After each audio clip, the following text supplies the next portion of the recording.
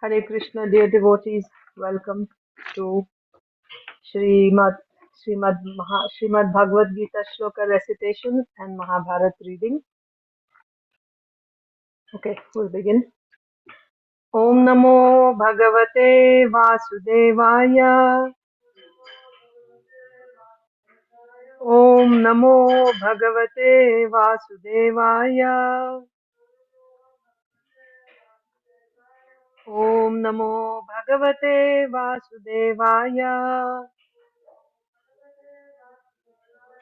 Namo Vishnupadaya Krishna Presthaya Bhutale Srimate Bhaktivedanta Swaminiti Namine Namaste Saraswate Deve Gauravani Pracharine Nirvishesha Shunyavadi Paschatya Deshatarine Jai Sri Krishna Chaitanya Prabhu Nityananda Sri Advaita Gadadhara Srivasadi Gaura Bhakta Vrinda Hare Krishna Krishna Krishna Hare Hare Hare Rama Rama Rama Hare Hare. Srimad Bhagavad Gita as it is ki jai. Srila Prabhupada ki jai. We are reciting Bhagavad Gita chapters 4, 5 and 6. Only the memorization shlokas. So who would like to go first?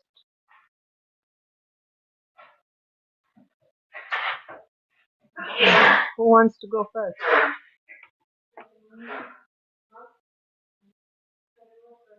Okay, Isha. I think Madhav went first yesterday, so Isha, go ahead. Bhagavad Gita 4.1 Sri Bhagavan Vacha Imam Vate Yogam Roktavan Hamavayam Vivasvan Manave Braha Manur Ikshvakave Bravit. The personality of Godhead, Lord Sri Krishna said, I instructed this imperishable science of yoga to the sun god Vivasvan, and Vivasvan instructed it to Manu, the father of mankind. And Manu in turn instructed it to Shaka. 4.2 Evam param swara praptam imam rajarshayo viduhu sakalene hamata yogo nashta parantapa. This supreme science was thus received through the chain of disciplic succession, and the saintly kings understood it in that way. But in course of time, the succession was broken, and therefore the science as it is appears to be lost. 4.3 Saevayam maya tedya yoga prokta puratanaha bhakto sine sakha cheti rahasyam yetaduttamam. That very ancient science of the relationship with the Supreme is today told by me to you, because you are my devotee as well as my friend, and can therefore understand the transcendental mystery of the science. 4.5 Sri Bhagavan Vacha Bahuni me vyatitani Janmani tavacharjana Tanyaham Veda Sarvani Natvam Veda Parantapa. The personality of God had said, many births both you and I have passed. I can remember all of them, but you cannot, O subduer of the enemy. 4.6 Ajopi san avyayatma bhutanam ishwaropi san prakritam swamadhishtaya sambhavamyatma mayaya. Although I am unborn and my transcendental body never deteriorates, and although I am the Lord of all living entities, I still appear in every millennium in my original transcendental form. 4.7 Yada yada hi dharmasya glanarvati bharata abhyutthanam dharmasya tadatmanam srajamyaham. Whenever and wherever there is a decline in religious practice, O descendant of Bharata, and a predominant rise of irreligion, at that time I descend myself. 4.8 Paratranam sadhunam vinashaya cha dushratam dharma samsthapanarthaya sambhavami yuge yuge.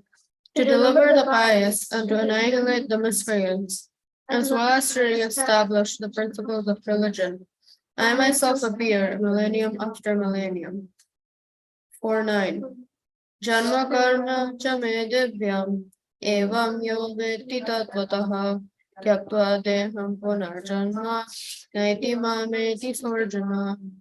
One who knows the transcendental nature of my appearance and activities does not, upon leaving the body, take his birth again in this material world, but attains my eternal abode, Arjuna. 410. Vitaraga bhaya krodha nanmaya mamupashita bahavu jnana tapasa bhuta madbhavamagata.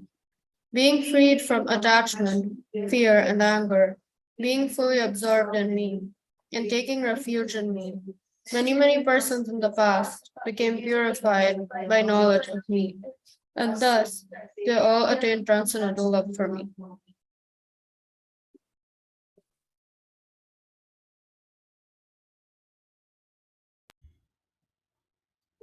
For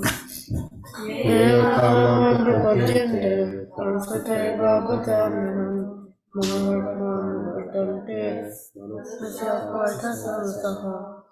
But all surrender to me. I reward them accordingly. Everyone follows my path in all respects. Also, Gita. 413. Brahmya system, Gunakarma Vibhagasa, Yasya Kartaramapimam, Yasya Kartaramapimam. According to the three modes of nature and the work associated with them, the four divisions of human society are created by me, and although I am the creator of this system, you should know that I am the non-doer, being unchangeable. 434. Tadviddhi pranipatena praniprastena sevaya upadekshyanti te jnanam jnanena sattvadarshana. Just try to learn the truth by approaching a spiritual master. Acquire from him submissively and render service unto him. The self-realized souls can impart knowledge unto you because they have seen the truth. 435. Yajnapanemanam evam yasasi pandava yena bhutane sesani raksasya atmani. So, you will never fall again into such illusion. For by this knowledge, you will see that all living beings are but particles of you, or in other words, that they are mine. 46. Abhijayasudipakebhya sarvebhya papakrittamah sarvam jnanapunevaha yena santadrishyasi. Even if you are connected to the most simple of all sinners, when you are secluded in the boat of transcendental knowledge, you will be able to cross over the ocean of miseries. Nayajnana sadrisham pavitram vidyate tasvayam samsiddha kalenatmani vindati. In this world, there is nothing so sublime and pure as transcendental knowledge. Such knowledge is the mature fruit of all mysticism. When anyone wanders in the process of devotional service, enjoys this knowledge within himself in the course of time. 440. Agyastasvadadanasta samsayatmanasidi narayanakosilakaro musukam samsayatmanama.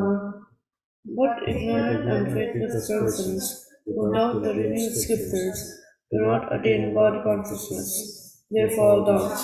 For a doubting soul, there is happiness neither in this world nor in the next. 442. Tasmad ajnana sambhutam hritam jnanasinapunaha chaitanyam samsayam yogam atyasto tushta bharata. Therefore, not everything in your heart, out of ignorance, should be slashed by the weapon of knowledge. Armed with yoga, O Bharata, stand side by side. Part 2. Sri Bhagavan Uvacha Sanyasa Karma Yogasya Nishreyasa Karma Bhubha Ayostu Karma Sanyasa Karma Yoga Vishitsmate.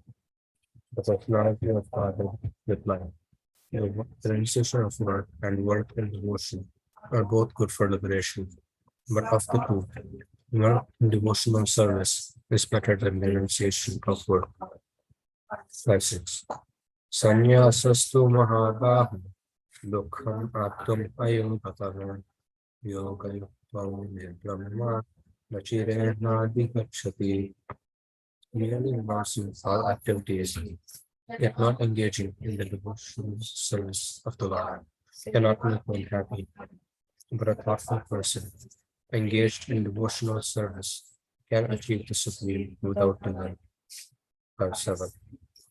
Yoga Yukto Pushpatma Vijitatma Nitendriya Sarva Bhutatma Bhutatma Purvam Apina Lipyate.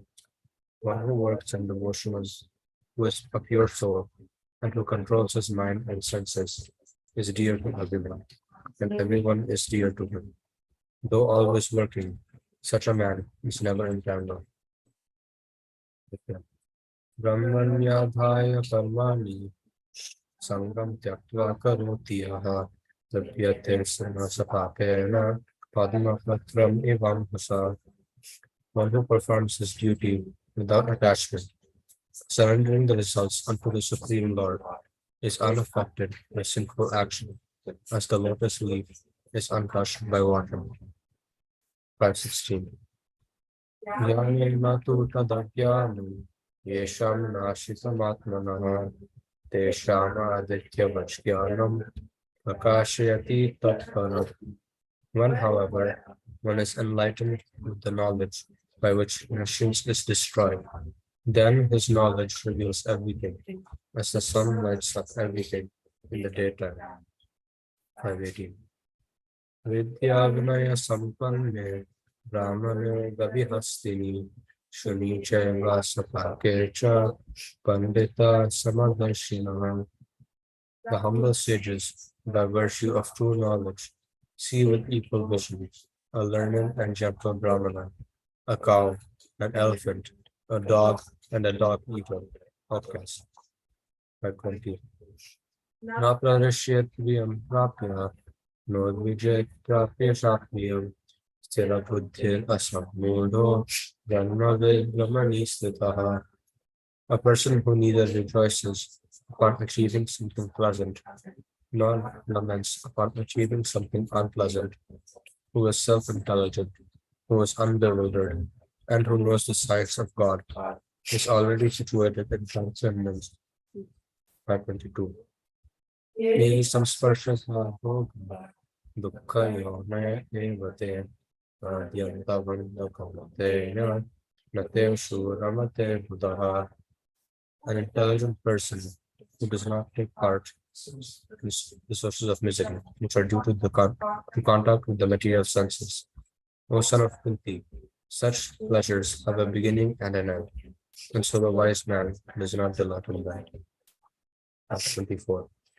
Yunta sukham tarayavas tatantar jyotir evyaha sayogi brahmanirvanam brahma bhuto dikachati. One whose happiness is within, who is active and rejoices within, and whose aim is inward, is actually the perfect mystic. He is liberated in the Supreme, and ultimately he attains the Supreme. 29. Bhoktaram yagya tapasam sarva lokanaheshwaram suhridam sarva bhutanam gyatva nam shanti vikshati. A person in full consciousness of me, knowing me to be the ultimate beneficiary of all sacrifices and austerities, the Supreme Lord of all planets and demigods, and the benefactor and well-wisher of all living entities, attain peace from the pangs of material miseries. 6.1. Sri Bhagavan Vacha Anasrita karma phalam karyam karma karoti sasanya nija nirnasa kriya. The Supreme Personality of Godhead says, one who is unattached to the fruits of his work and who works as he is obligated is in the renounced order of life, and he is the true mystic, not he who lights no fire and performs no duty. 6.5. Adhairatmanatmanam navanam avasathayat atmaiva yatmano bandhor atmaiva rapuratmana. One must deliver himself with the help of his mind and not degrade himself. The mind, friend of the conditioned soul, and its enemy as well. 6.6. Bandharatmanasya Nenatmanasita Anatmanasya Varted Satyavat. First, who conquered the mind is the best of friends. But for one who has failed to do so, his mind will remain the greatest enemy. 6.7. Yatmanaha prasantasya Paramatma Sunatata Sitasna Sukadukhe Su Tatamano Amanayo. For one who has conquered the mind, the super soul is already reached, for he has attained tranquility. To such a man, happiness and distress, heat and cold, honor and dishonor are all the same. 6.8.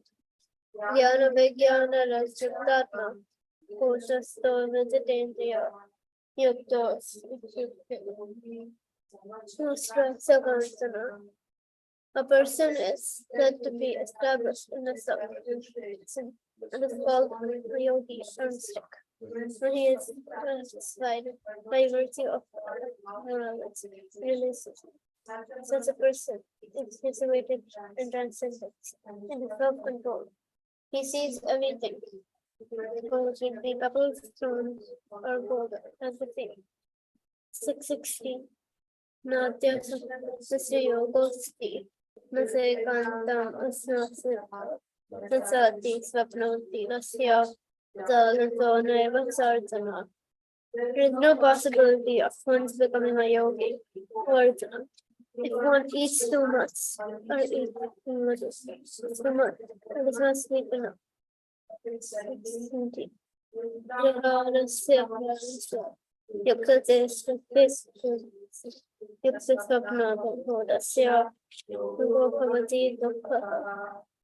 He who is regulated in his habits of eating, sleeping, recreation, and work can mitigate all material pains by practicing yoga. 6.19. Yatha depo nirvadasto Dengate sopamsvarata yogino yatachitasya injato yogamatmana. As a lamp in a windowless place does not waver, so the transcendentalist, whose mind is controlled, remains always steady in his meditation on the senses of self.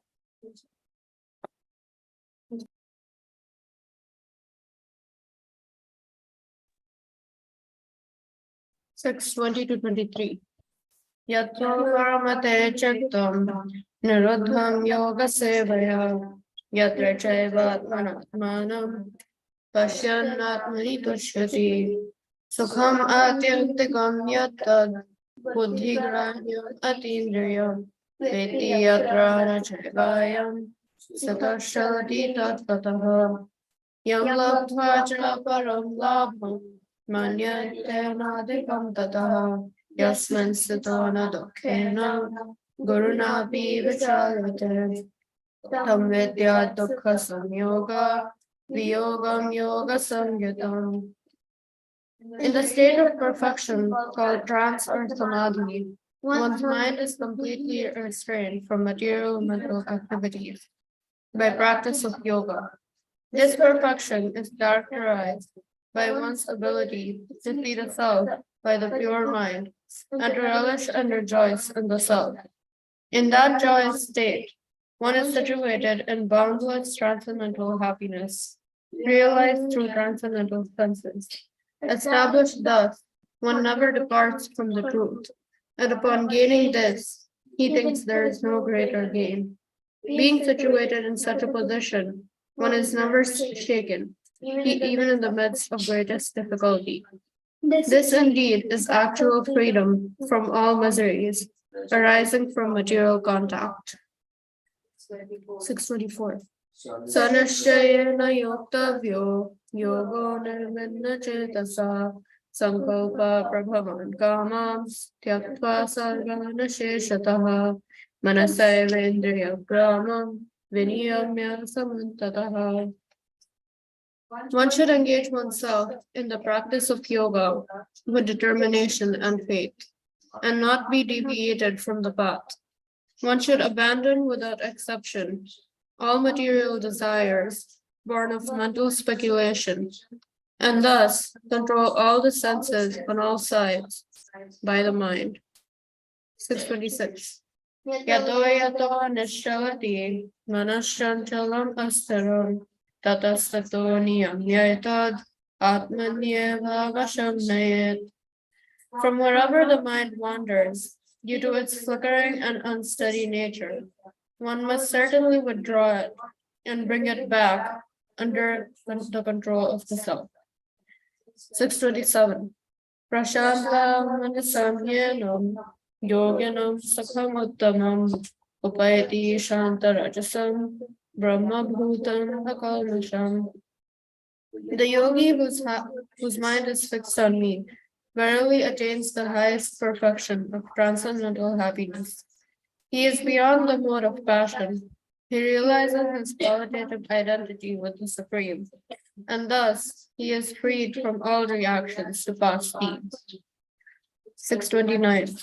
Sarvabhutastamatmanam sarvabhutani chatmani ikshate yoga yuktatma sarvatra samadarshanaha. A true yogi observes me in all beings and also sees every being in me. Indeed, the self-realized person sees me, the same Supreme Lord, everywhere. 630. Yo mam pashyati sarvatra, sarvam cha me pashyati, tasyaham na pranashyami, sata me na pranashyati. For one who sees me everywhere and sees everything in me, I am never lost, nor is he ever lost to me.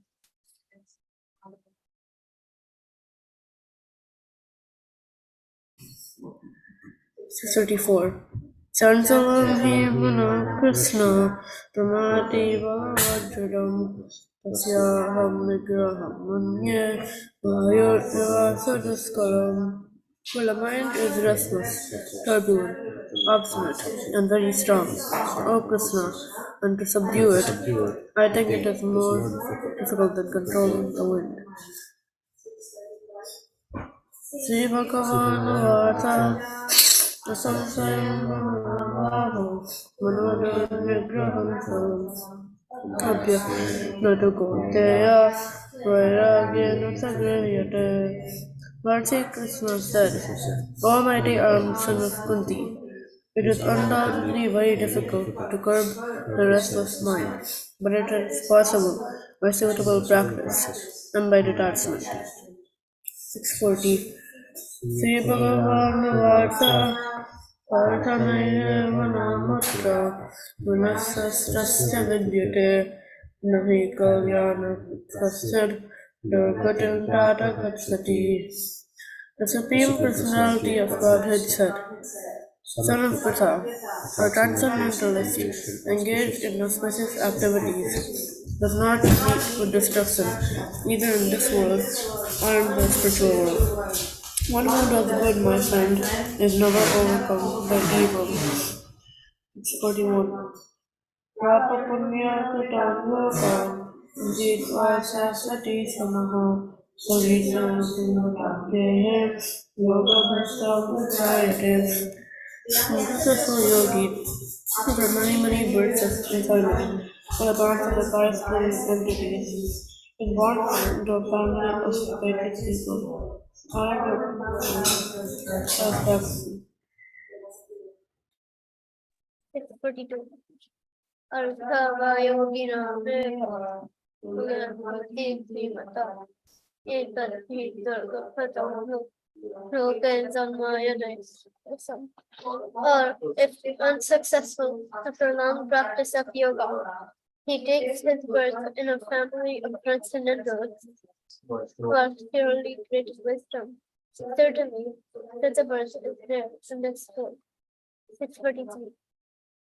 Tefratam Buddhi Samyoga. Labhate Purvati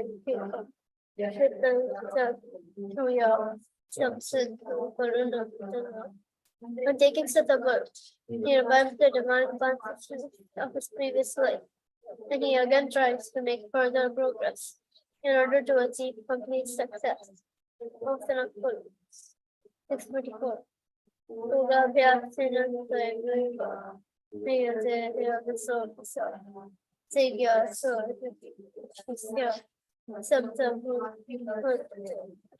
By virtue of the divine consciousness of his previous life, he automatically becomes attracted to the yogic principles, even without seeking them.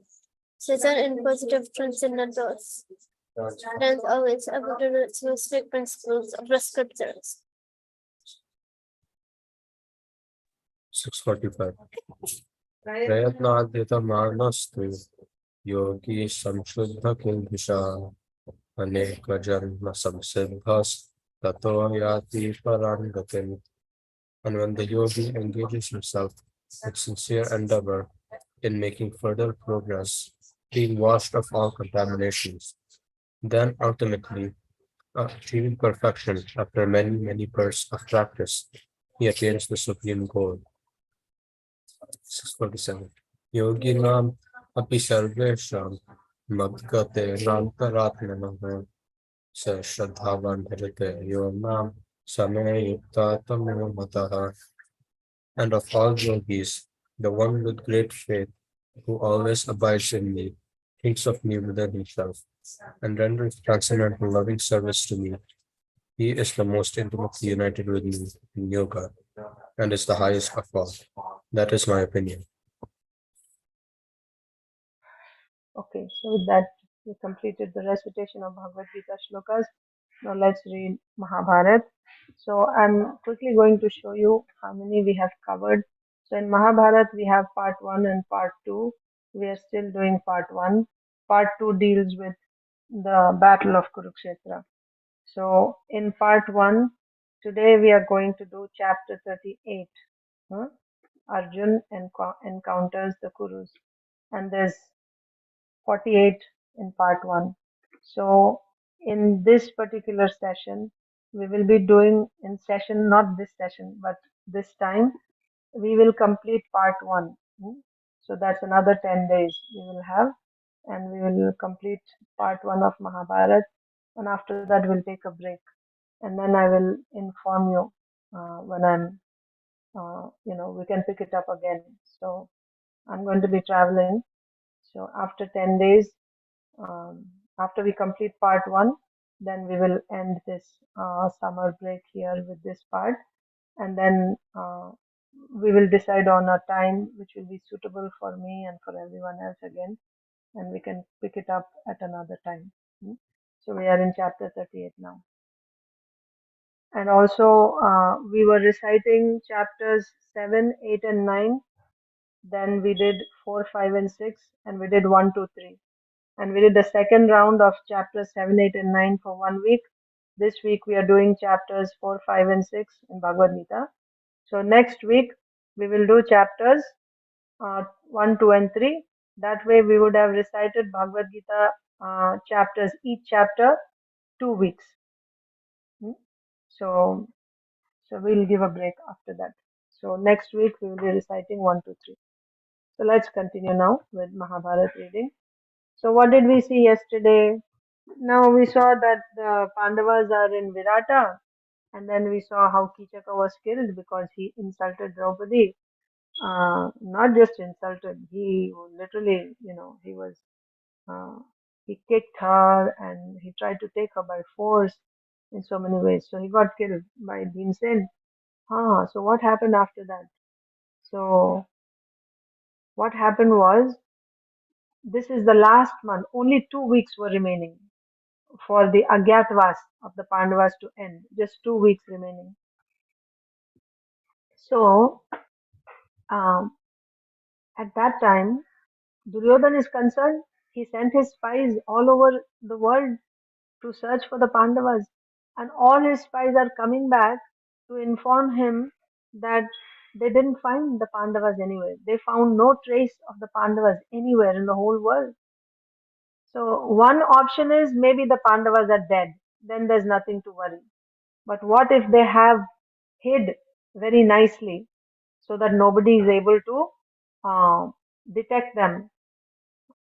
So, and then he also got news from one of his spies who was returning from Virata that Kichaka was killed. And Kichaka was killed in a very mysterious way. There is no sign of the person who killed him. Nobody knows who killed him. And also, uh, it is suspected that there is a maid, Saidandri. She had she has 5 Gandharva husbands. So it appears that because Kichaka was going to meet her, and it's everyone is thinking that her Gandharva husbands or one of the Gandharva husbands has killed Kichaka. That's why you don't see any sign of the person. So as soon as Duryodhan heard this, immediately he started thinking about the Pandavas. Could the Pandavas be in Virata, city of Virata? Because uh, it was just such a coincidence, right? It was almost clear to him that this could be Bhimsen. Why? Kichaka was a very powerful warrior himself, and he had 100 followers who were also very powerful. Some person has killed Kichaka as well as all his followers, and he's hiding. Nobody knows who he is. And the way Kichaka was killed, that itself was a stamp of Bhimsen's style of killing. Uh, and also this lady having 5 husbands and they are hidden, that was also quite suspicious. So now Duryodhan was thinking they should go to Matsyadesh. And he even suggested, so he was sitting here with his courtiers, and he said that we should go. He was actually openly expressing his concerns. So the term of the Pandavas' exile is coming to an end. Only 2 weeks are left. So when they come back, before they come back, let's find out where they are. All the spies are coming back without any news of the Pandavas. Let's make one last try in these last 2 weeks. Let's go and look.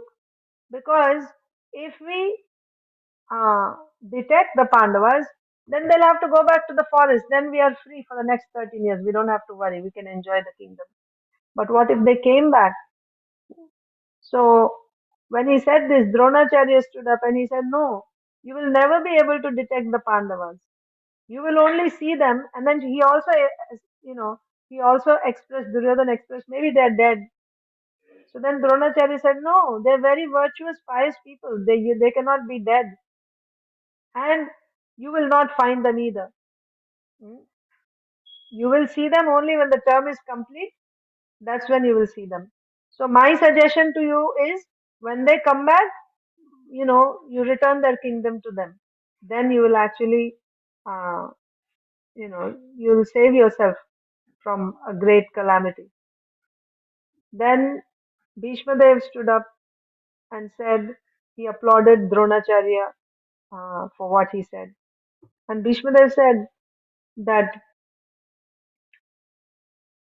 if you are actually, first of all, this is not a wise thing. They have fulfilled the term honestly, and now you are trying to find them so that you can send them back to the forest. This is not a good idea. But anyway, if you really want to find where they are, then look for that place where everything is prosperous, where the people are honest, they're all, religious, and nobody is stealing and nobody is lying, where there is dharma prevailing. Because wherever there is dharmaraj, all these things will be there. So you find such a kingdom, then you can be certain that the Pandavas are living in that kingdom, like that. Um, and then Kripacharya stood up, and Kripacharya said that uh, if you are not willing to return the kingdom to the Pandavas when they come back, then you better be prepared now. You join, call all your allies and you prepare your army, because when they come back, certainly there's going to be a fight. If you are not going to give the kingdom, you think they won't do anything. There will be a fight. And when they fight, with Arjun having all his celestial weapons, and all of them so angry because of what you did to them, what chances do you stand? So you better prepare now if you're not willing to give the kingdom back, like this. While all this was going on, now Duryodhan also became very thoughtful. That's true. They're going to come back, and looks like war is inevitable because I'm not going to return the kingdom to them. Then, ah, this Susharma is the king of the Trigartas. Out of nowhere, he just said, now that Kichaka is dead, that Matsya kingdom was being protected by Kichaka. And Kichaka, also Duryodhan was happy when he heard the news that Kichaka was dead, because he was also terrorizing other kings who were subordinate to Hastinapur, to the king of Hastinapur, to the emperor. So he was actually being a pain. So now that he is killed, Duryodhan was relieved. But Susharma suggested Matsyadesh was very powerful because of Kichaka. Now that Kichaka is dead, let's go and attack Matsyadesh. And when we attack them, we will actually expand our kingdom. Matsyadev has a lot of soldiers. It's very powerful. That will be under us. So towards preparing for the battle of Kurukshetra, this would be a good move, because he will just go and he will take the whole uh, army of Matsyadesh.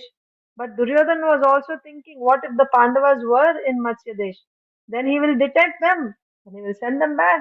There won't be any battle and he will be enjoying. So it looked like a win-win situation to him. When he goes to Matsya, if he found the Pandavas, that's the best. But even if he didn't find the Pandavas, still he would get the kingdom to himself. He will just, take all the soldiers of Matsya.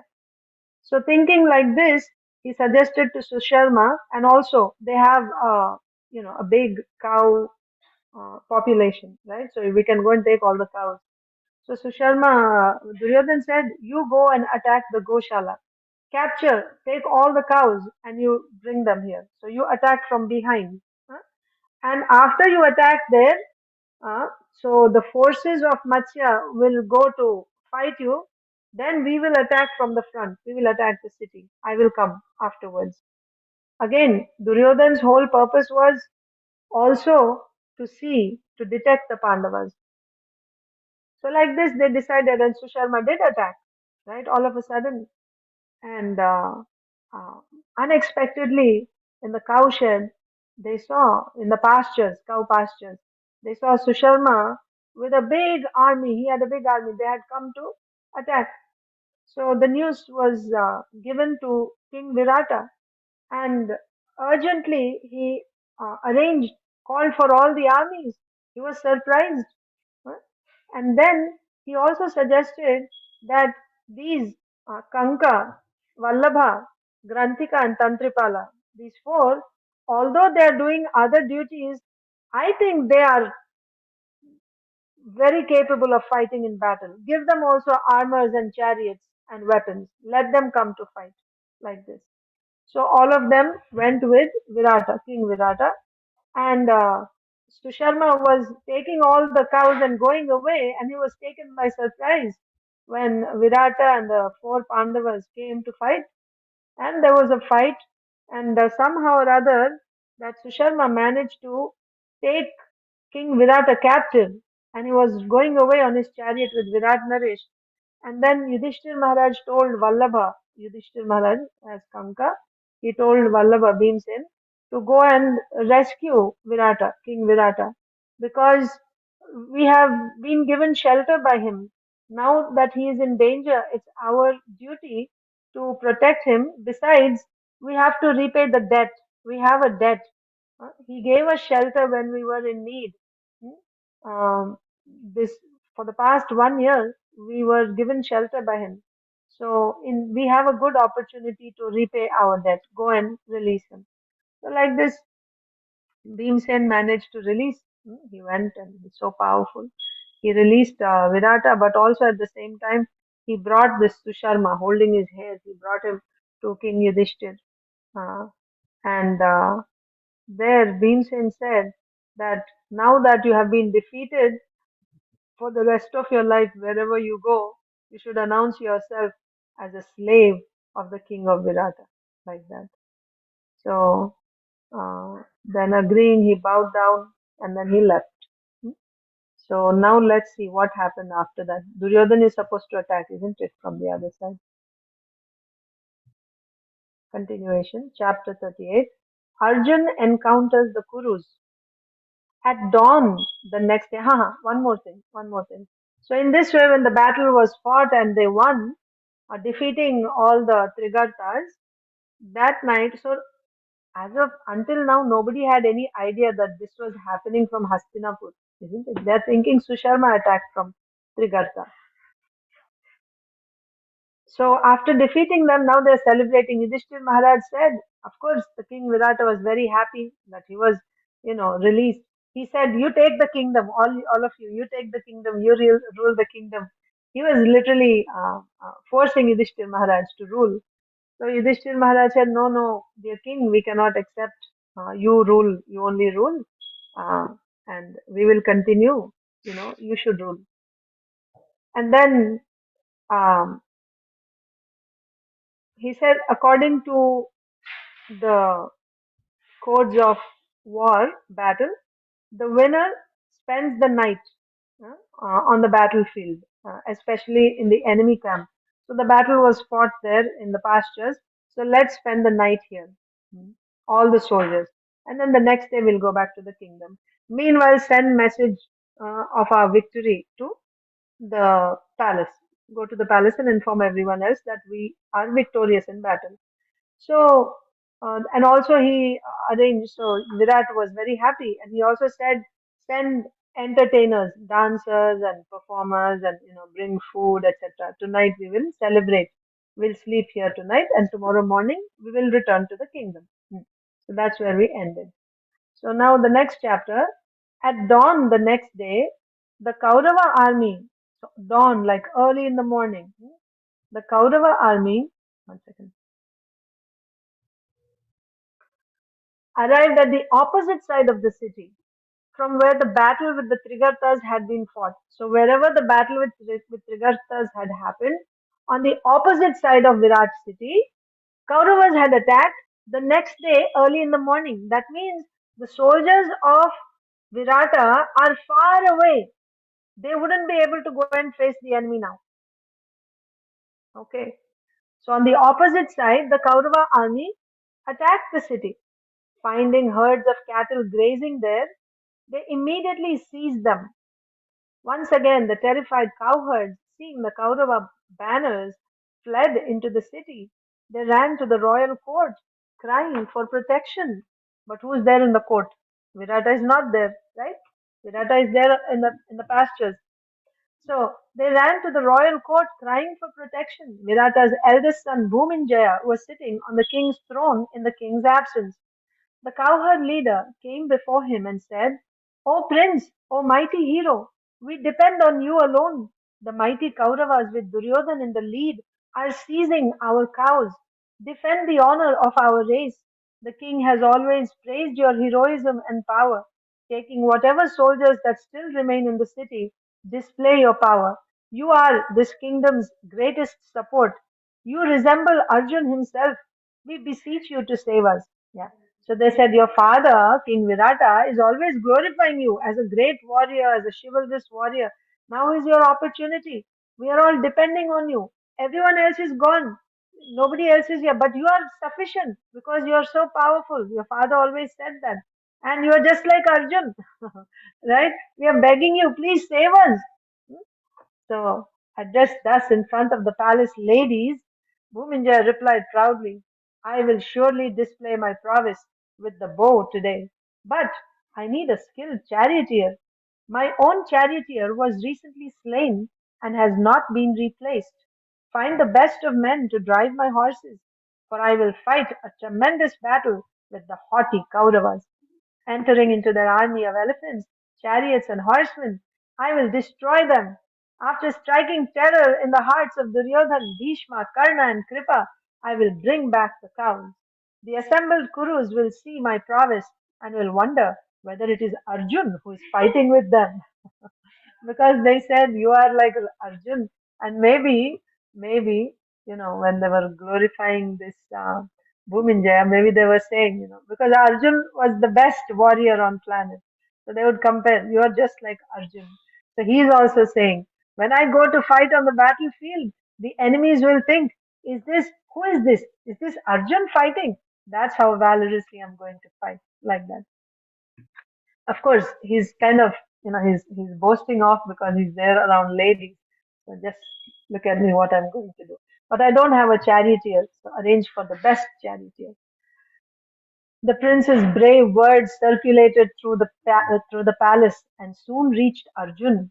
Delighted at the chance to confront Duryodhan, he approached Draupadi and said, go at once to the prince and tell him that Brihannala was formerly Arjun's charioteer.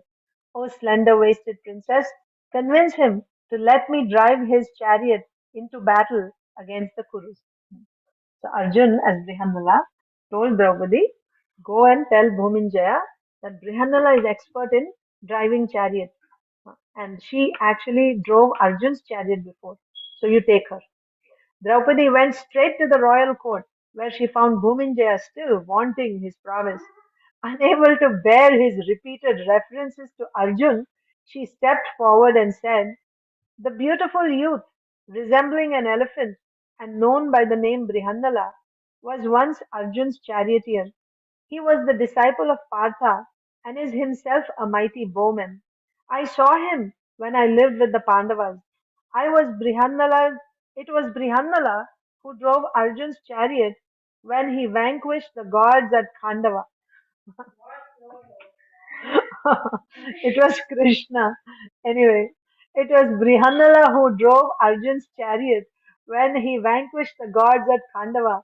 Indeed, there is no charioteer like him. Bhuminjaya looked at her in surprise. How can I ask a eunuch to govern my horses? He asked. Have your sister ask him, O hero. Have your sister ask him. Oh, hero. Acha. Draupadi is saying because Bhuminja's sister is Uttara. Arjun is teaching Uttara how to dance and play musical instruments and sing. So Draupadi is saying, have your sister ask him. She didn't pay any attention to what Bhuminja said. Bhuminja said, what? A eunuch is going to drive my chariot? He is going to control my horses? What are you speaking? So Draupadi says, you tell Uttara to ask him, then he'll come. He'll accept to be a charioteer. Have your sister ask him, O hero. He will certainly do her bidding. Do not hesitate to engage him. With Brihannala as your charioteer, you will undoubtedly vanquish the Kurus and rescue the cows. Still doubtful, the prince turned to his sister Uttara and said, go at once and fetch Brihannala. Virata's daughter nodded and left the court. That lotus eyed maiden was as beautiful as Lakshmi herself, with her slender waist and well rounded breasts adorned with pearls. She ran to the dancing hall, her golden ornaments tinkling as she hurried along. Finding Arjun, she bowed humbly before him. O Brihannala, our cows are being carried away by the Kurus. My brother, full of heroism, is about to confront them with bow in hand. He requires a charioteer. Sairendri told him that you formerly drove Arjun's chariot.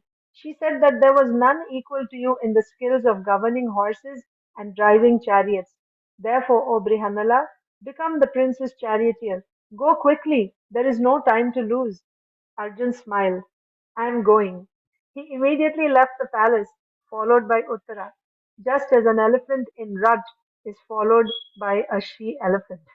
As he entered the court, the prince called, Ah, Brihanala, you are here. I have heard that you are skilled in the in driving chariots.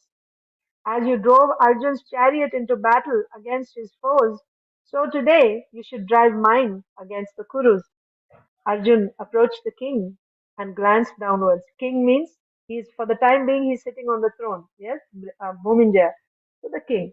Arjun approached the king and glanced downwards, playing with the long braid of hair that hung down his side. So he got his hair and was playing with his braid. What power do I have to act as a charioteer? Had you wanted song and dance, then I would have been the right choice. How can I drive horses in battle? The prince looked at Brihandala. Although a eunuch, he was huge bodied and appeared to possess great power. His arms, covered with bangles and bracelets, seemed like decorated serpents, and his shoulders, draped with white silk, were as broad as a palace door. Wow. His shoulders were as broad as a palace door. Having faith in Sairendri's words, Bhuminjaya said, O Brihanala, whatever you may be, drive my chariot today. We shall challenge the wicked Kurus on the battlefield. The prince had a suit of armor brought for Arjun. As if to make fun, Arjun struggled to put it on in various wrong ways because Arjun is playing the role of a eunuch here, isn't it? So uh, Arjun pretended that he was having a difficult time trying to put on the armor. He appeared bewildered and dropped the armor with a loud clatter. The palace ladies laughed, and Bhuminjaya came over to help him don the shining mail. He then led Arjun out to his chariot, which flew a flag bearing the sign of a lion. The prince climbed aboard his chariot, his armor shining brilliantly in the morning sun. So this is Bhuminja. Arjun took his place at the front of the chariot and held the reins. The palace maidens called out to him, O Brihannala, after the prince defeats the Kurus, take from them their fine silks and clothes as a token of your victory. We desire to have those cloths for our dolls. When the prince has overpowered the Kurus, I shall surely bring back many beautiful clothes for you, Arjun replied, throwing back his braid, right? His hair, or maybe like this, like, like a lady, right? Throwing back his hair like that, or maybe his braid like that. As Bhuminjaya was about to set off for battle, the Brahmins blessed him. May that great victory which Arjun obtained at Khandava be yours today when you meet the Kurus. And they walked around the chariot with their hands held with their hands held palms outwards like this, right? Blessing. Arjun urged on the horses, and the chariot moved off with a deep rumbling sound. Guided by Arjun, the horses decorated with golden necklaces, the horses are decorated with golden necklaces and silver armor, seemed to fly through the air. Within a short time, the chariot came within sight of the Kurus, and Arjun brought it to a halt. They were not far from the cremation ground where his weapons were kept. The prince and Arjun gazed at the Kuru army in the distance. It seemed like a vast ocean or a forest of high trees moving through the sky. The dust raised by the army rose up in a great cloud that screened the sun. Bhuminjaya's mouth fell open. He had never seen such a huge army. His hair stood on end, and he dropped his bow. How can I fight such an enemy? He exclaimed, trembling. Even the celestials could not face them. The Kuru army has in their midst heroes like Drona, Bhishma, Karna, Kripa, Ashwathama, and the heroic king Duryodhan. Simply seeing them from a distance, I have become terrified. wailing loudly. He actually started crying, wailing loudly, like that. The prince ordered Arjun to return to the city. He started crying like a child and he's saying, no, no, I don't want to fight. Let's go back. It is not wise to confront this army. My father has gone out with the army and I'm alone. I have not practiced the skills of warfare. I am only a boy. I cannot overcome those who are expert in arms. Oh, Brihandala, head back to the capital. Arjun turned to face the terrified prince. Why do you increase your enemy's delight, O prince? You have become pale with fear before you have even begun to fight. Before both men and women, you loudly vaunted your powers. You said, I shall defeat the Kurus and bring back the cows. Those were brave words, O mighty armed hero. How can you now return unsuccessful? You will be derided by everyone. As for myself, eulogized by Sairindri and commanded by you, I have come here to defeat the Kurus. I will not return without achieving that goal. Stop wailing and let us proceed into battle. Bhuminja stood shaking in the chariot. Let the Kurus take our wealth as they please. Let men and women laugh at me. Let the cows go anywhere. Let the city be desolate. Let me fear my father. I cannot enter the battle. The prince jumped down from his chariot and began to run back toward the city. Arjun called out to him, a brave Kshatriya never flees the battlefield. Better to die in battle than to run in fear. Bhuminjaya did not listen. With his long sword swinging from side to side as he ran, he did not even look back. Arjun sprang from the chariot and ran after him. Of course, Arjun would have run faster.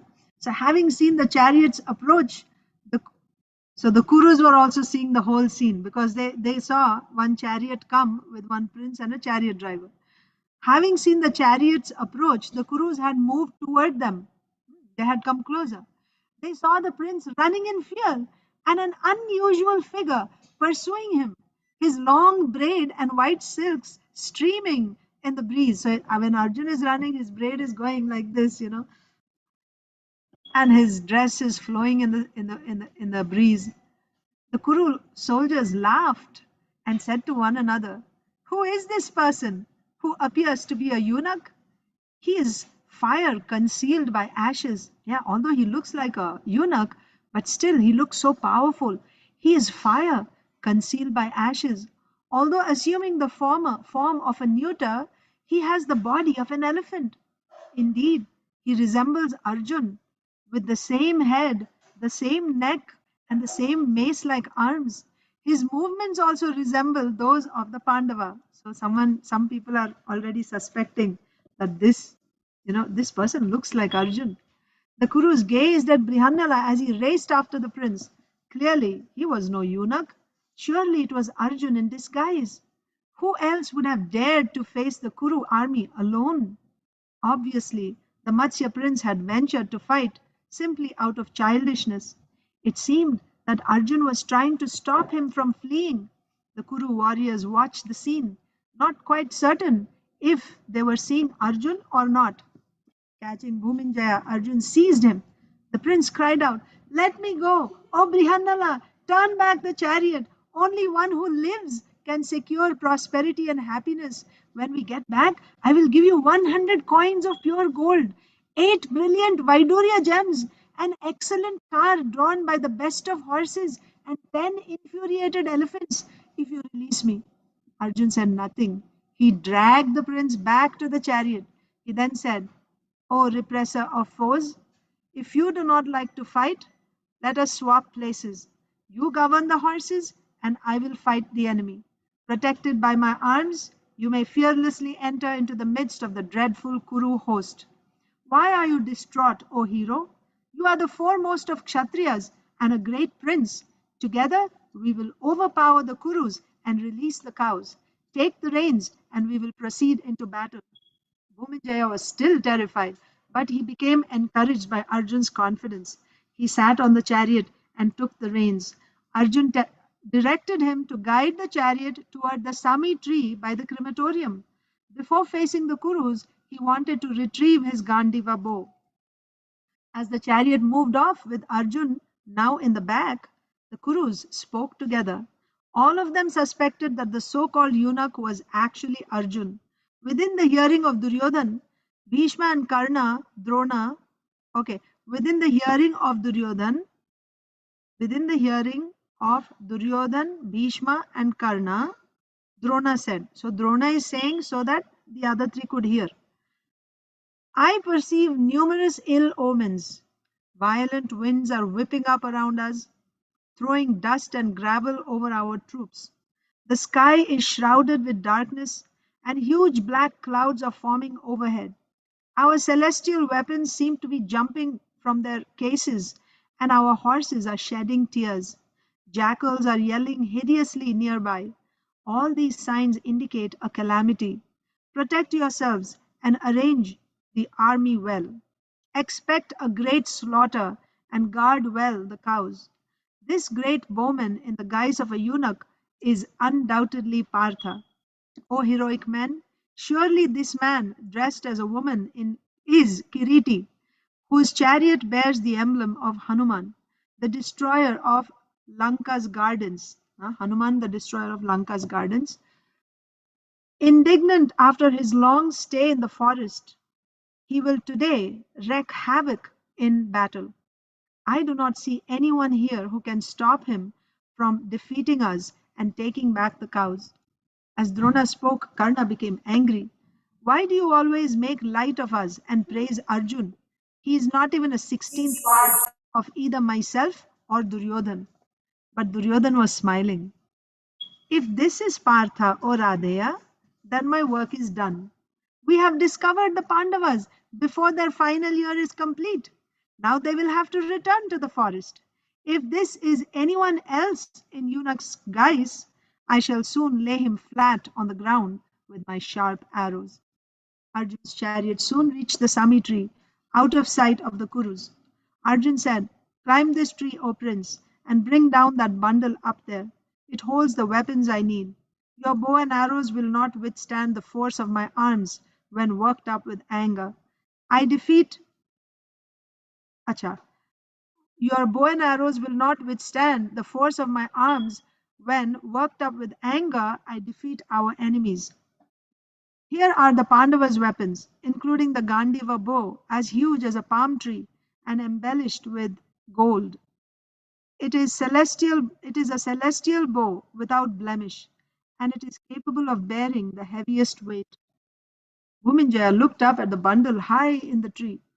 It is heard that a corpse is tied to this tree. How can I, a prince, touch such an unclean thing? So you see, so before coming, remember, Yudhishthir Maharaj told the local people, this is my mother's corpse. According to our custom, we tie the dead body like this. So that word spread. So everybody thinks that that is a dead body. So Bhuminjaya is saying, it is heard that a corpse is tied to this tree. How can I, a prince, touch such an unclean thing? Do not be afraid, O prince. This is no corpse. There are only weapons wrapped in that bundle. Bring them down at once. I would not make you perform a cursed deed, born as you are of a noble race and heir to the Matsya king. Bhuminjaya reluctantly climbed the tree.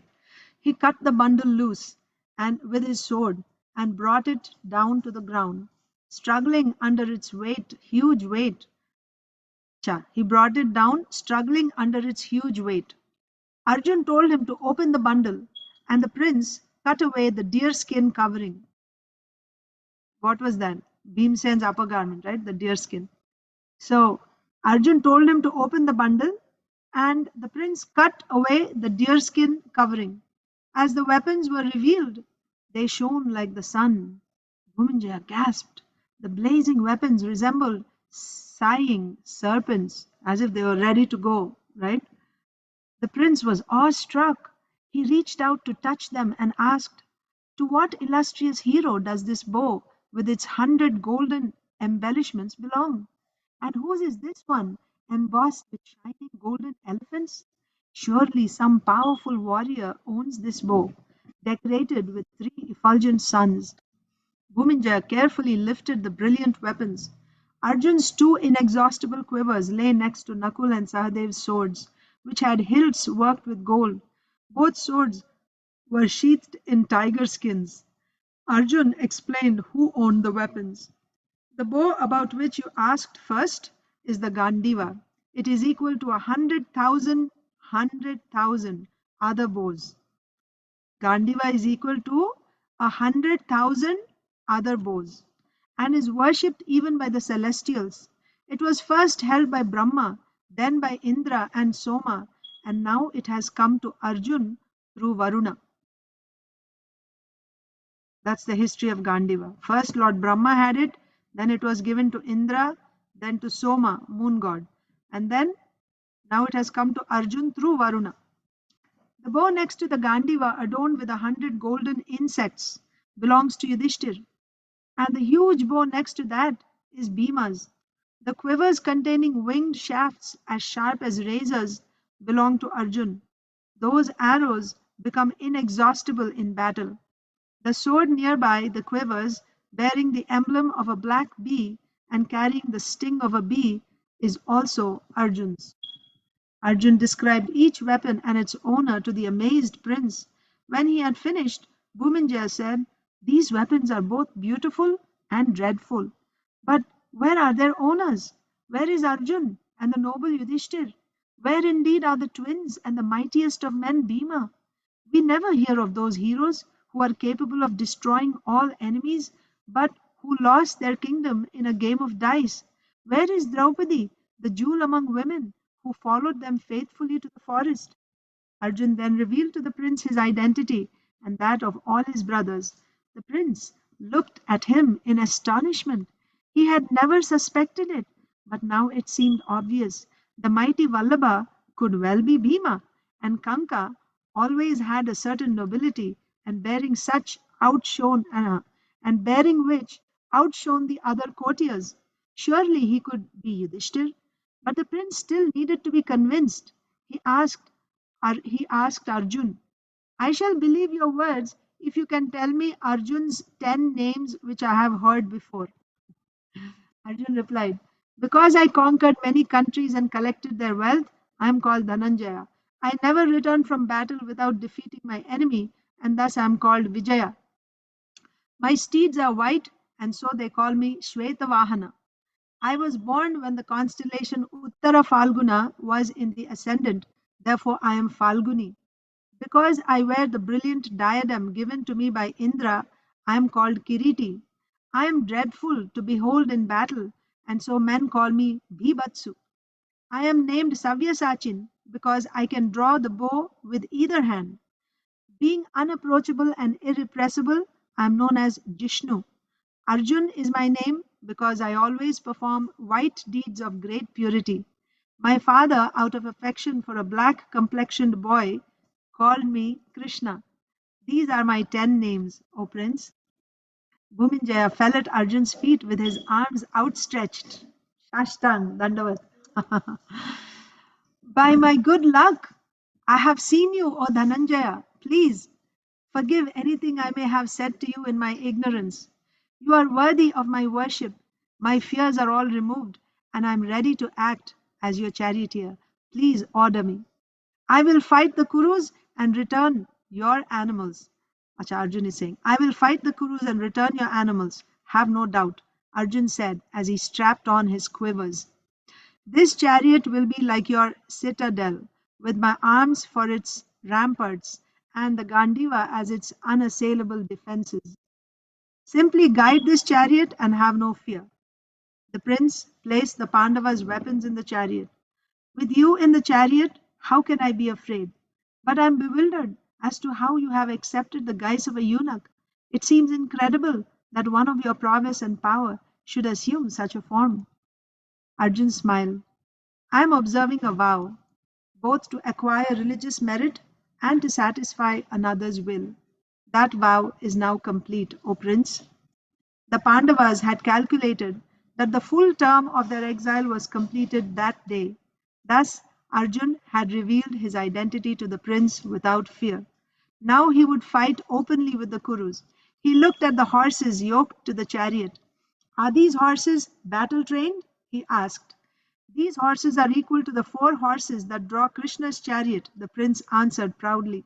I myself am a skilled driver, no less skilled than Daruka or Matali. I will break through the enemy ranks with such speed that the chariot will hardly be visible. Arjun nodded and removed his bangles. He pulled on a pair of iguana skin gloves that covered his forearms. Tying back his hair with a piece of white cloth, he sat on the chariot and thought of his celestial weapons. They appeared within his mind and said, We are here, O son of Pandu. We are prepared to do your bidding. All of you dwell within my memory, Arjun said with delight. The thought of battle with Duryodhan was filling him with new enthusiasm and energy. 13 years had been a long time to wait. At last, he would have the chance to use the weapons he had obtained from the gods. He strung the Gandiva and twanged it, producing a sound of 2 mountains striking one another. The earth vibrated, shaking the trees. Can you imagine? My God, after so many years now, he's vibrating his Gandiva bow. The earth vibrated, shaking the trees, and at least for 1 year, yeah, at least for 1 year, the Gandiva was hidden. The earth vibrated, shaking the trees, and fireballs fell from the sky. When the Kurus heard the terrific sound, they knew it was surely Arjun with his Gandiva bow. Arjun took down the lion banner and meditated on Agni. A celestial banner fell from the sky, adorned with gold and bearing Hanuman's image. Hmm. So, a celestial banner fell from the sky, and it had the emblem of Hanumanji. After walking around it reverentially, Arjun hoisted the flag on the chariot's flagstaff. That means he's actually announcing, This is me, Arjun, right? The flag is actually a sign of who the warrior is. Each warrior has his own particular flag, emblem on the flag. So Arjun hoisted his own flag with Hanuman's emblem. So Arjun hoisted the flag on the chariot's flagstaff. He ordered Bhuminjaya to drive, and the chariot moved off toward the north in the direction of the Kurus. Arjun blew his conch shell, and also his conch shell, right? The Devadatta. Everybody recognizes the sound. He blew his conch shell with all his strength. It emitted a thundering sound which made his horses drop to their knees. The prince, stricken with fear, fell over in the chariot. Arjun consoled the prince and told him to take courage. You are a Kshatriya and the son of a great king. Why then do you tremble at this sound, losing control of the horses? Many times have you heard the sounds of battle, of mighty conches and trumpets being blown. Why are you terrified like an ordinary man? The prince got up and looked and took hold of the reins. He brought the horses back to their feet and replied, Surely I have heard many conches before, but never one such as this. Nor have I ever heard a bow sounding like the Gandiva.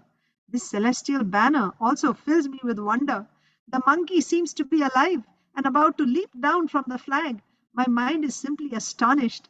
Arjun laughed. Stand firm on the chariot and hold the reins tightly, for I will blow my conch again. Arjun blew his conch and twanged his bow once more. The combined sound filled the 4 quarters and seemed to rend the mountains. The prince kept his position with difficulty and controlled the terrified steeds. In the distance, Drona heard the terrible sounds Arjun was making. He turned to Duryodhan. There is no doubt that Savyasachin has come to fight with us. Even more dreadful omens are now visible, portending a great calamity for the Kurus. Your army seems cheerless, as if they are weeping. All our leading warriors stand motionless, bereft of energy. A pall of gloom seems to hang over our forces. Let us make ready for battle.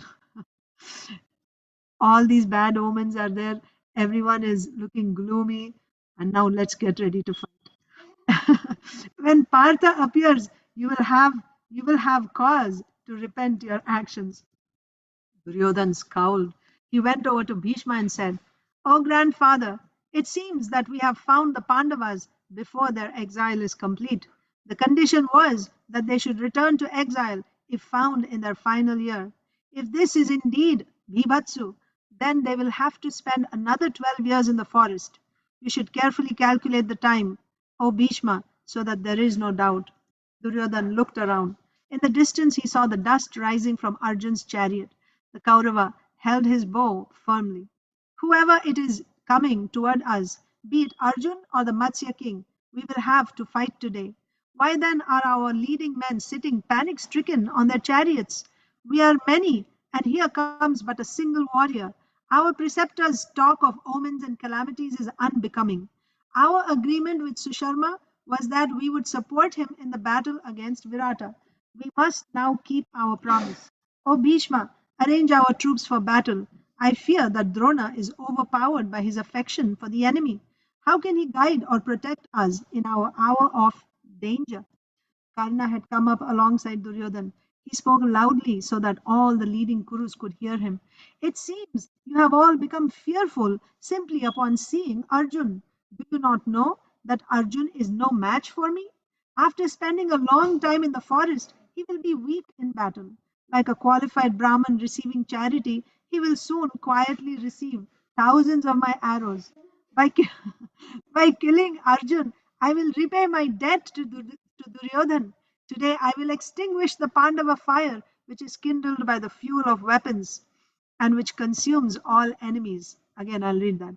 Today I will extinguish the Pandava fire, which is kindled with the fuel of weapons and which consumes all enemies. Okay. My unfailing shafts will pierce Partha like serpents entering an anthill. Uh, you will see him lying on the ground like a hill covered with golden karnikara flowers. With powerful javelins, I will bring down the screaming monkey from his banner. Bapre, he's going to attack Hanumanji also. With powerful javelins, I will bring down the screaming monkey from his banner and shatter his chariot to pieces. All of you may fight alongside me, or if you like, go away with the cows. I can face Arjun alone. Kripa looked contemptuously at Karna. O Radheya, your crooked mind always desires war. You do not understand things according to time, place, and circumstance. Wise men only choose war when all other means have failed and when the signs are favorable. How can it be favorable for us to face Partha in an encounter? Alone he vanquished the Gandharvas, and alone he withstood the celestial host at Khandava. Again, he alone defeated the powerful Nivata Kavachas and Kalakanyas. Unaided, he fearlessly took away Subhadra from the midst of the Yadus, exciting the wrath of the invincible Balaram. Now he has come before us after practicing celibacy in the forest and having acquired from the gods all their divine weapons. Arjun's chariot had stopped some way off. The Kuru army arrayed itself in a pointed formation, facing his direction. At the head of the army, Kripa continued to speak, admonishing Karna, who stood fuming on his chariot, his great bow held at the ready. Anyone desiring to fight alone with Arjun is deranged, Kripa said as he pulled on his gloves. He is like a man who desires to swim the ocean with a rock tied to his neck. O Karna, you brag like a foolish child. You wish to take out the fangs of an infuriated serpent with your bare finger, or pass through a blazing fire after smearing your body with oil and dressing in silk. Partha will move through our ranks like a Yamaraj with his rod in hand. Let our army, clad in coats of mail, stand ready. Let yourself, myself, Duryodhan, Bhishma, Drona, and his son all stand together. Maybe if we six are united and supported by our army, we will stand a chance. Although even then I am doubtful. Ashwatthama pulled up his chariot behind his father. He had heard Karna's speech and he too spoke derisively. We have not as yet achieved anything, Karna. We have not taken the cows and we have not defeated the enemy. Why then do you boast? Great heroes, even after winning many battles and conquering great kingdoms, do not utter a single word of self praise. Indeed, silence itself is the quality of the truly powerful. Fire burns silently, and silently does the sun shine. The earth bears her great load of moving and non moving creatures without a word. The powerful Ashwatthama, always galled by Karna's arrogance, was especially angered by his disregard for Drona. Standing in his chariot with his hand on his long sword, he loudly rebuked Karna, echoing his father's sentiments. What Kshatriya on this earth could be proud of winning a kingdom by deceitful gambling like this wicked and sinful Duryodhan?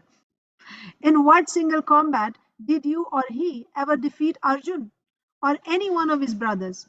In what battle did you conquer Indraprastha? In what encounter did you win Draupadi, O man of wicked deeds, so that you could drag her to the assembly when she was in her period and wearing a single cloth? You have cut the root of the sal tree that is the Kuru dynasty. Arjun and his brothers will never forgive you for your insult to Draupadi. Ashwathama looked across at Arjun's chariot, which was waiting in the distance. He remembered their time together in his father's school. Arjun had always been Drona's favorite, and that had hurt him deeply. But there was no doubting Arjun's martial skills. Ashwathama had been forced to grudgingly admit his own inferiority. There was not a warrior on earth who could match Arjun at bowmanship. Karna's bold words would soon be shown to be little more than idle boasts. Turning back to Karna, Ashwathama continued, Dhananjaya never turns away from a fight, even when faced with Gandharvas, Rakshasas, or Asuras. Whoever he turns upon is blown away as a tree is knocked over by the force of Garuda's wings. Who would not praise Partha, who is superior to you in prowess, no less skilled a bowman than Indra, and equal even to Krishna himself in battle? My father's warning should be heeded. His affection for Arjun should not be criticized, for the wise say that a disciple is the same as a son. Ashwathama then looked at Duryodhan. O proud man, fight with Arjun in the same way that you defeated him at dice. Let your uncle Shakuni now show his true prowess in a real fight. The Gandiva does not cast dice, but it discharges burning arrows. Those dreadful shafts can rend the mountains and pierce the earth. The Lord of Death, the wind god, or the god of fire may leave something behind. But Arjun, worked up with anger, does not. You may challenge him if you wish, supported by the vain son of a Suta. But for myself, I see no point in fighting Dhananjaya. Bhishma had been listening to all the speeches. He was sure that it was Arjun who had appeared before them in the guise of a eunuch. The old Kuru warrior, uh, the old Kuru warrior longed to embrace him again. It was tragic that he had to face Arjun on the battlefield. A Kshatriya's duties were hard and painful, without doubt. There was no way to avoid this fight. Arjun would certainly not abandon his duty as a warrior. The Kurus would need all their powers united to face him in battle. Their arguments would only weaken them and make it easier for Arjun to win. Bhishma looked across at Arjun's chariot and said, Drona's son has spoken well, as has Kripa.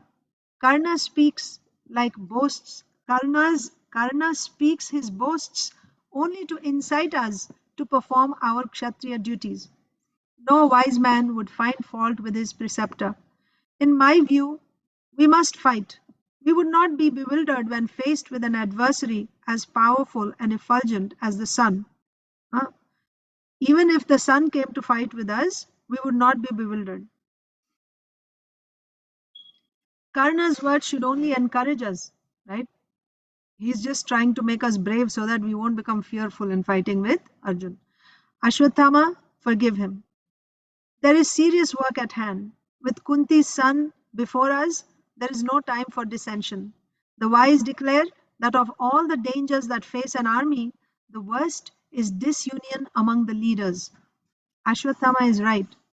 We should heed Drona's warning, for Arjun is the best of warriors. So what did Vishwadev do? He agreed with everyone. He agreed with what Kripacharya said, what Dronacharya said, what Karna said, what Ashwathama said, and he tried to just, make them all work together. Right? So Duryodhan folded his palms and said to Drona, O preceptor, please forgive us for doubting you, and let us be peaceful among ourselves. If you are pleased, then everything can be accomplished. Drona stood in his chariot, radiant in his bright armor. Bhishma's words have pacified me. The grandfather has spoken well. We should arrange ourselves with care and protect Duryodhan. I am sure this is Arjun, and I do not think he will be satisfied merely by recovering Virata's cows. I am also sure that he would not have shown himself before his exile had expired. Oh, Bhishma, tell us your opinion. Yeah. So why would he be so foolish to reveal himself, right? So I don't think he would show himself to us. So Bhishma Dev, you tell us your opinion. Bhishma had already calculated the time. Like Duryodhan, he too had carefully considered the reports of Hastinapur's spies and concluded that the Pandavas were very likely at Virata. As he looked across at Arjun's chariot, tears pricked his eyes. Kunti's sons are not greedy and will never do anything against virtue, he declared. All of them are noble. With Yudhishthir at their head, there is no doubt that they will keep their word. They do not desire to win the kingdom by unfair means. Otherwise, why did they not show their prowess even at the gambling match? The Pandavas would sooner invite death than speak an untruth.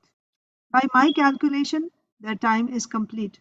I therefore conclude that we will soon see all five brothers again. If Duryodhan will not restore their kingdom, then our meeting will take place on a battlefield. Duryodhan smoldered like a fire fed with oil. He seemed about to burst into flames. His dark eyes turned toward Bhishma and he spoke in a low voice. I will not return the Pandavas' kingdom. O grandfather, please arrange for a battle. Bhishma was grave. We should act with caution.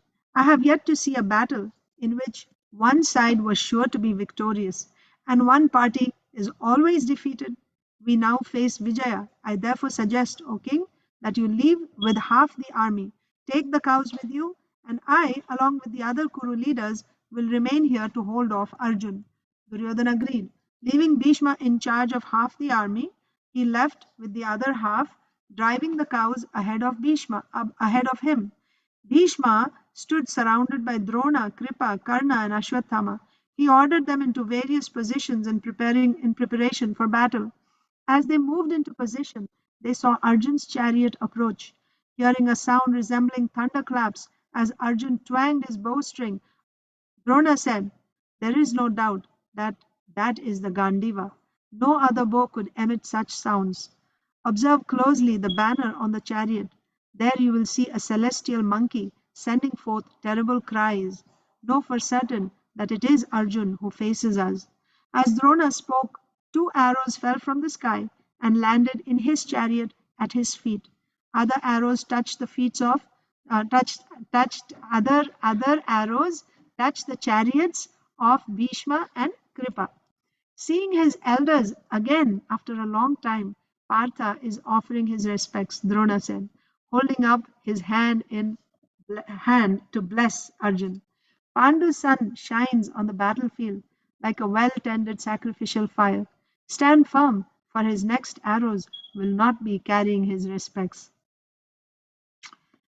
So, that's the end of this chapter. The battle of Virata is about to begin. It's about to begin. Tomorrow we'll read chapter 39, the battle at Virata.